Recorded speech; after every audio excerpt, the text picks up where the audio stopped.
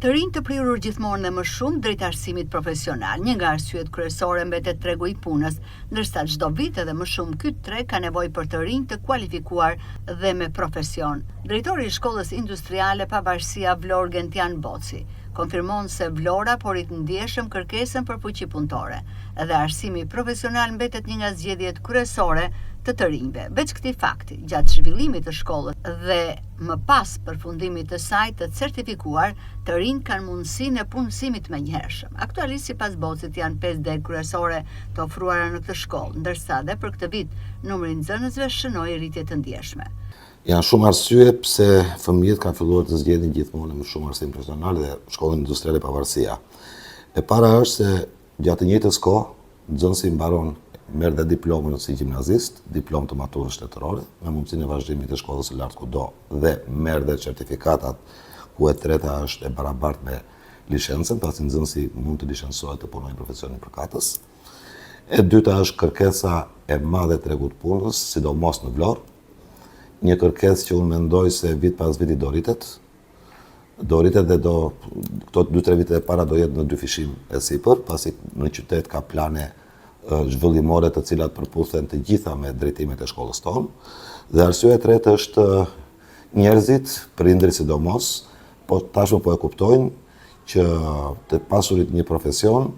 është baras me një jetë më të mirë. Ne vazhdojmë të kemi 5 degë, ato degët tradicionale po i quaj pasi ne jemi shkollë profesionale industriale dhe duhet të ruajmë fizionominë e shkollës industriale.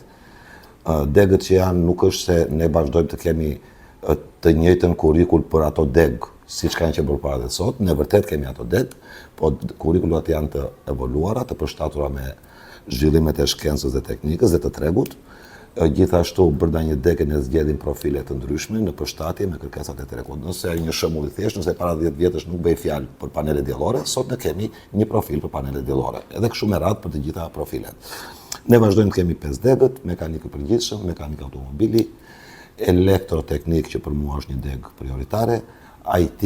dhe termohidraulik. Shpesh ne flasim në gjuhën e përditshme elektricist hidraulik, po një nxënës i shkollës industriale nuk është elektricist hidraulik, baron për termohidraulik dhe për elektroteknik. Është një gamë e gjerë profesionesh brenda kësaj dege, për të cilat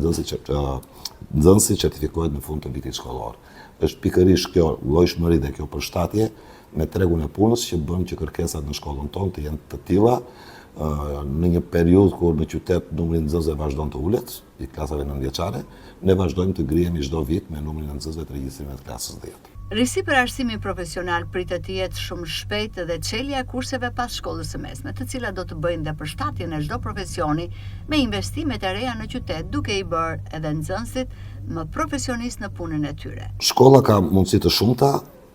ka lishmëri dhe pavarësi për hapjen e degëve të reja në përshtatje me kërkesat e tregut, por jemi duke punuar, duke folur me aktorë të qeverisë shqiptare, jo vetëm të ministrisë tonë, për të filluar me kurse pas të mesmes,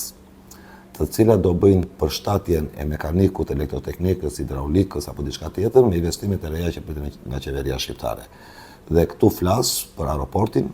flas për disa pika që do bëhen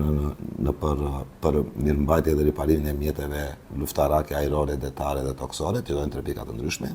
të cilat janë pikërisht përveç investimet tjera, portit dhe investimet normale,